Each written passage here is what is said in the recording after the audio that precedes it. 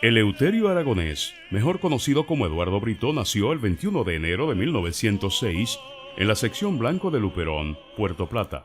De infancia humilde, Brito trabajó como limpiabotas, dulcero y aprendiz de boxeador, pero a medida que su voz se revelaba extraordinaria, su vida fue tomando otros rumbos.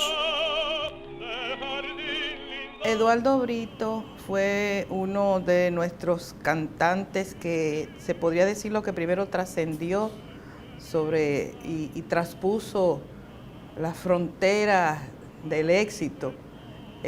Dominicano, nacido en Puerto Plata. Eduardo Brito hizo una vida artística única, no ha sido superado hasta el día de hoy. Fue un cantante excepcional. No tuvo educación inicial, no tuvo educación básica, pero nació con el don de ese canto y de esas condiciones humanas para ser artista.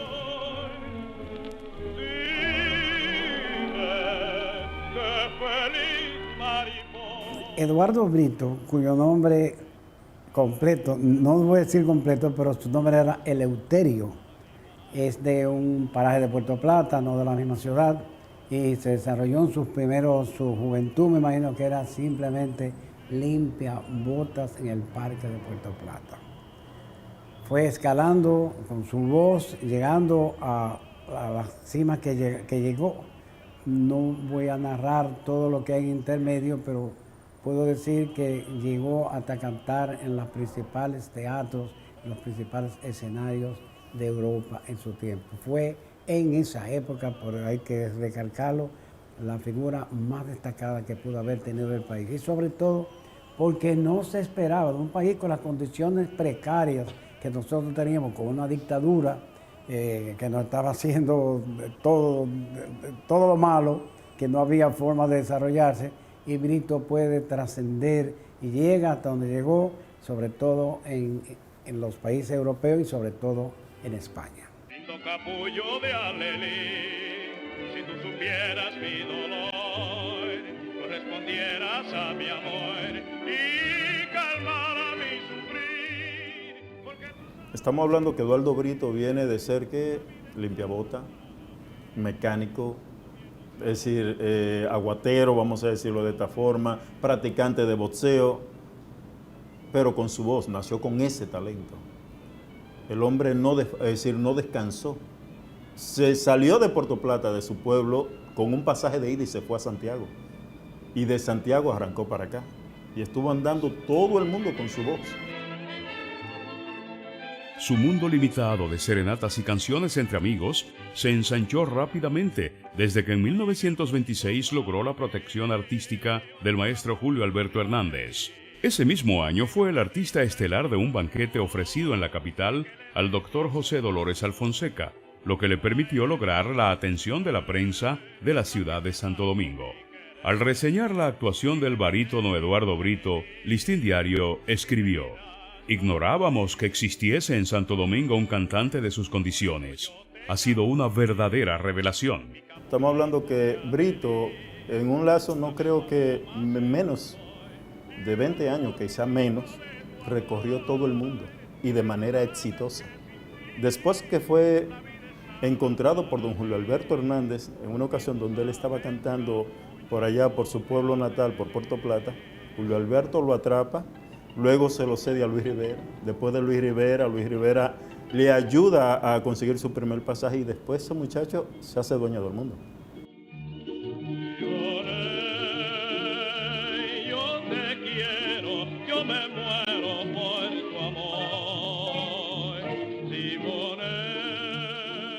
Lo que sí llama la atención, y yo reitero, es el tiempo en que Brito se desarrolla y puede alcanzar las cimas que alcanzó.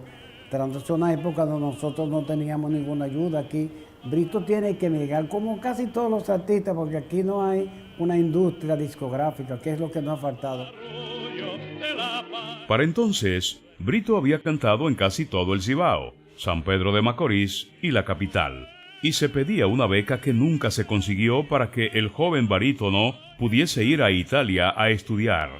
Lamentablemente no tuvo en su ocasión lo que nosotros tenemos ahora, es decir, estuvo buscando beca, muchísima gente le ofrecieron, querían llevarlo para que se fuera a estudiar a Italia, a estudiar canto lírico a Italia, lamentablemente no pudo, pero ya con su carrera en sí pudo encontrarse con el maestro Serafini, y Serafini lo quiso introducir en el canto lírico completo, incluso grabó óperas, pero lamentablemente por la faena de los compromisos familiares, no pudo concentrarse en pleno en el canto lírico. Es decir, por eso te estoy diciendo, él tuvo una vida tan amplia en tan poco tiempo que todos quisiéramos llegar ahí. Y eso para nosotros es grandioso. Es el deseo de superación que no lo detiene nadie. En 1928 conoció a la vedette Rosa Elena Bobadilla, que habría de convertirse en su esposa y compañera inseparable. La boda se celebró el 3 de noviembre de ese año, y a los pocos días ambos se presentaron en Haití con un cuadro artístico al que denominaron Los Internacionales. Su voz era excepcional y tenía a su lado también, casado con una dominicana, apellido Bobadilla, que fue con quien hizo toda su gira, que también era cantante. Esa señora Rosa Elena Bobadilla, quien fuera su esposa, era tía de nuestro gran barítono dominicano Fausto Cepeda, que fue quien quedó luego, muchos años más tarde, interpretando muchas de las canciones, de las romanzas que interpretó su tío político, vamos a decir, Eduardo Brito. Y su vida artística duró muy poco tiempo. Fue muy poco tiempo en relación fecha, pero fue muy fructífera en ese periodo, porque anduvo por el Caribe, por Europa, por esos países nórdicos, esos países fríos. Fue una cosa tremenda. Hay en algunas biografías que creen que él era cubano. Y si pueden observar, porque indudablemente como interpretó tantas zarzuelas cubanas, los papeles primarios, y además su vestuario. Por ejemplo, si vemos en esa foto donde él está con esas mangas y esas maracas, eso es un vestuario típico de Cuba. Entonces, al esas fotos salir, y mucha gente interpretaban que él era cubano, pero Eduardo Brito era dominicano de Puerto Plata. Puerto Plata, que ha dado a nuestro país grandes artistas y compositores. Tenemos al maestro Rafael Solano, tenemos a Juan López y tenemos a Eduardo Brito. O sea que se puede decir que Puerto Plata es una cuna de grandes artistas.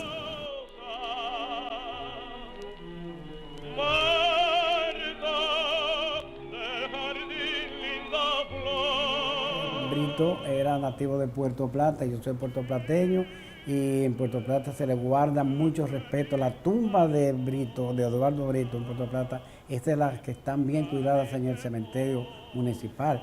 Incluso cuando se le puso el nombre de Eduardo Brito al Teatro Nacional, se comentó de la posibilidad de trasladar los restos de Eduardo Brito a los jardines del Teatro Nacional.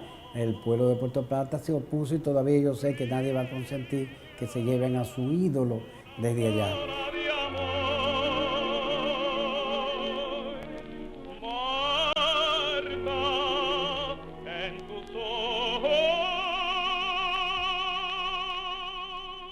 En 1932, Brito formó parte como una de las figuras estelares de una compañía creada por Eliseo Grenet para debutar en España.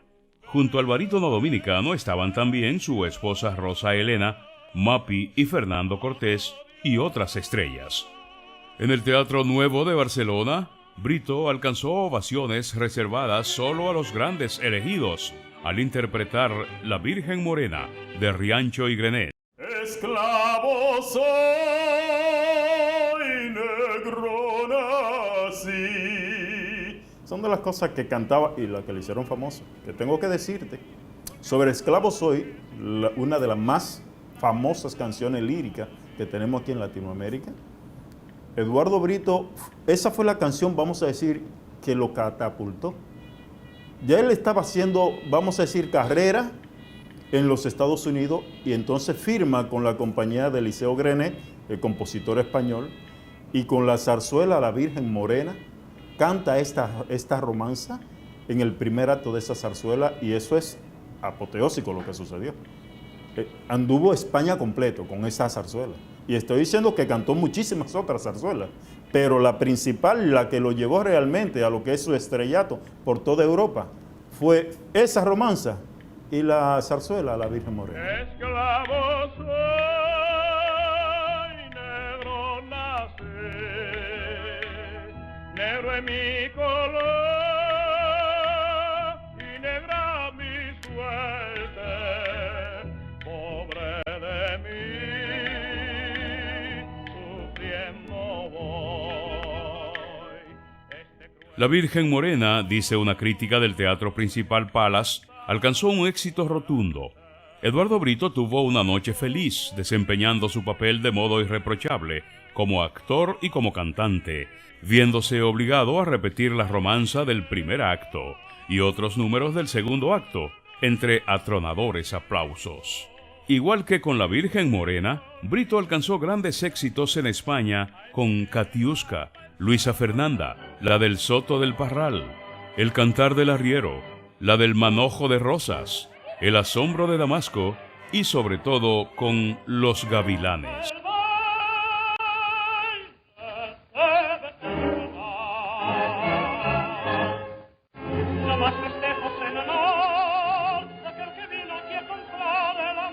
Se caracterizó por esa flexibilidad para la interpretación de las zarzuelas cubanas,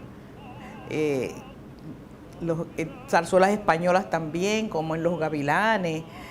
O sea, esa fue su fuerte, las canciones, las romanzas, más bien, las romanzas de zarzuela. Sabe que la ópera tiene el segmento de solistas que se llaman arias de ópera y en la zarzuela se llama romanza.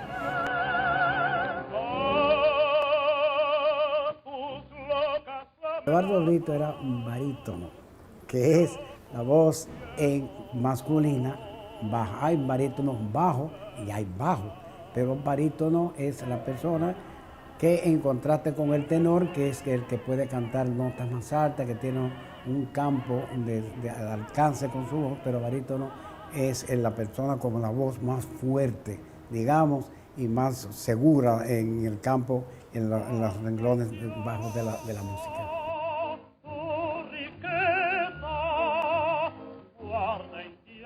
Tiene un registro tan amplio que muchas veces, muchas personas decían que él era tenor, porque tenía un alcance como voz de tenor, pero en realidad su voz era de barítono por la anchura de su voz y los graves que poseía también. Entonces no era tenor, era barítono. Nosotros realmente vemos a Eduardo Brito como la figura a seguir.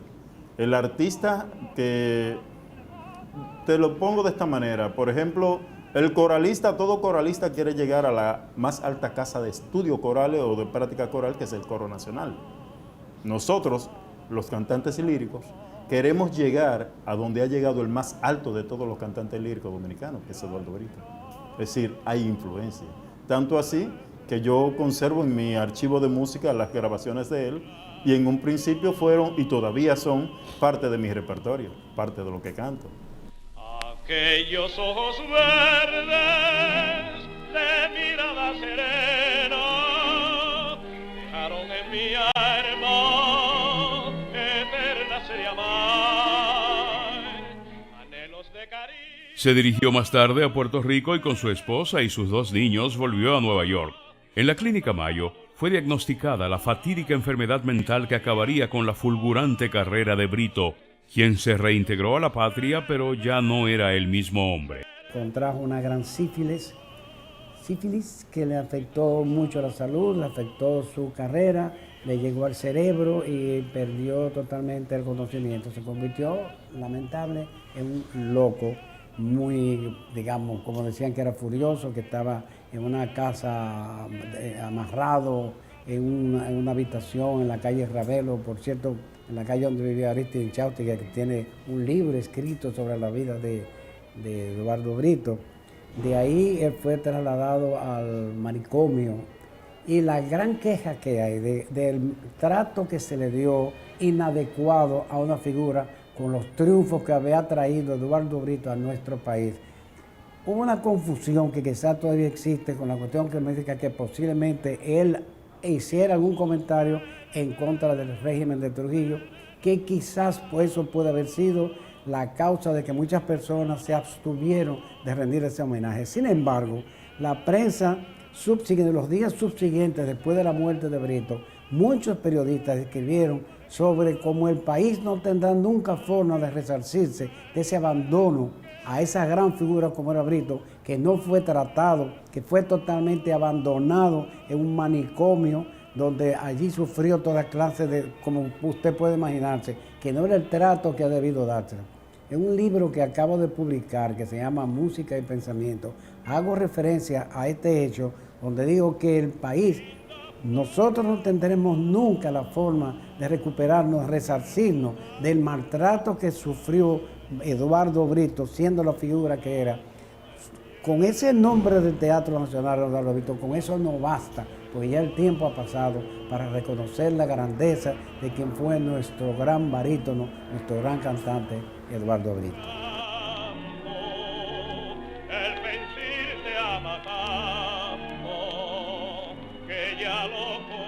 Las generaciones necesitan saber nuestra parte histórico-cultural, porque la cultura también es educación.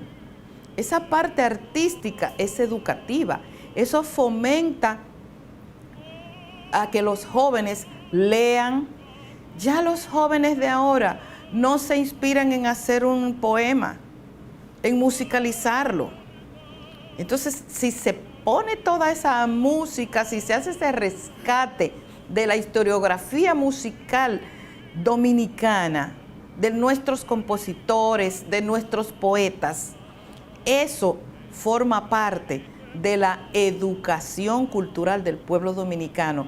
Y qué más que este canal que pueda difundirlo, sobre todo que es el canal que se ve a nivel nacional, que con un televisor tienen una imagen en cualquier rincón de nuestro país. Porque es que la juventud nuestra está descarriada un poco en ese sentido, está un poco perdida viendo las cosas que pasan en el extranjero y no se dan cuenta que aquí nuestro país está lleno de grandes artistas, de grandes talentos y de gente que necesita desarrollo y sobre todo reconocimiento.